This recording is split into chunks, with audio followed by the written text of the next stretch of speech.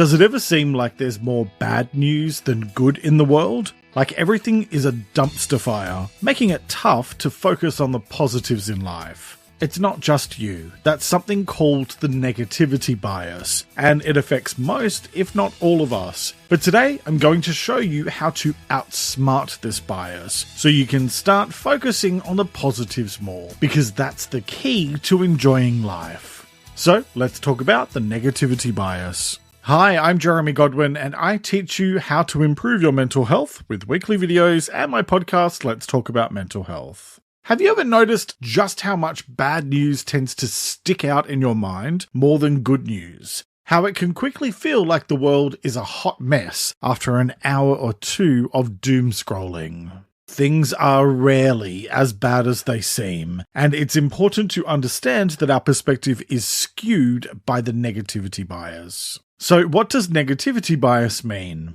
A broad negativity bias definition is that it's our tendency to give more weight or attention to negative experiences, emotions, or information over positive ones. Imagine this. You've received 2 emails at work. One praising a job well done, the other criticizing it. By the end of the day, which one will still be at the forefront of your mind? If your answer is the negative one, well, you're part of a very large club. You see, our brains are hardwired to focus on the negative. It's a trait we've inherited from our ancestors who had to be constantly on high alert for threats. This is something that was really handy for dodging saber-toothed tigers back in the day, but it's not as beneficial in the modern world, especially when we're constantly bombarded with doom and gloom on social media and in the news. So let's talk about why addressing the negativity bias matters. And it matters because focusing on the positives more than the negatives can build greater optimism and resilience, both of which help to improve your mental health.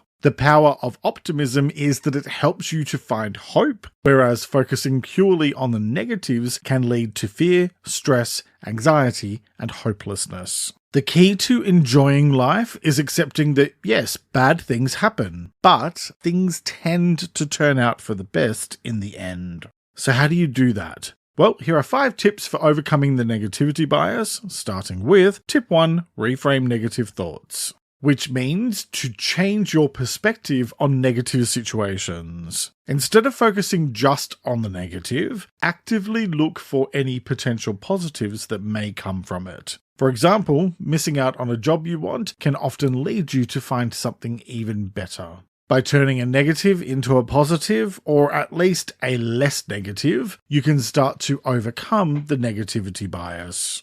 Tip 2, limit your exposure to negativity, because there is negative stuff almost everywhere. This doesn't mean burying your head in the sand or not staying informed, but you can be more selective about what you read, watch, and listen to. I choose to read my news twice a day online from an objective source, and I don't watch or listen to news reports. I also carefully curate which accounts I follow on social media, because what you consume significantly impacts your mood and overall outlook. Choose uplifting, positive content to counterbalance the negative.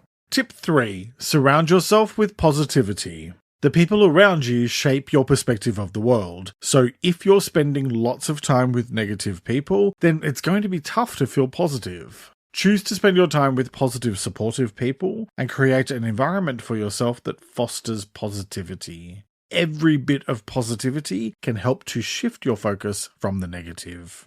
Tip 4, practice gratitude, because I guarantee you that there's a lot in your life to be grateful for. Regularly acknowledging what makes you feel grateful can help you focus more on the positive aspects of your life. I start my day off with a few minutes of gratitude practice, and it helps me to focus more on the positives throughout the day, as well as serving to remind me of what really matters.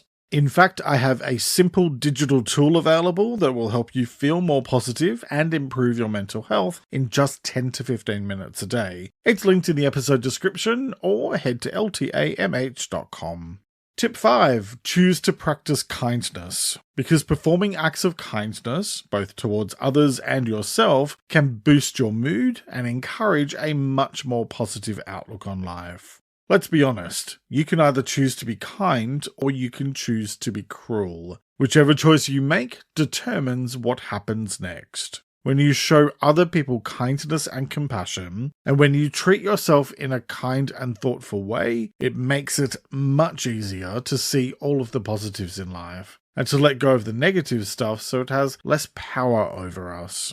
Just remember this, whether you look for the negative or you look for the positive, what you seek is what you will find.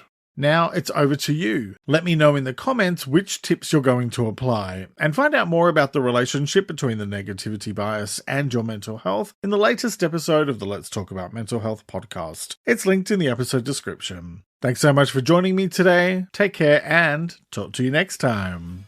For ad-free content and early episode access, become a paid supporter on Patreon. It's linked in the episode description. And in this video, I talk about how to deal with your inner critic. So watch that next and subscribe to my channel for new videos every Sunday.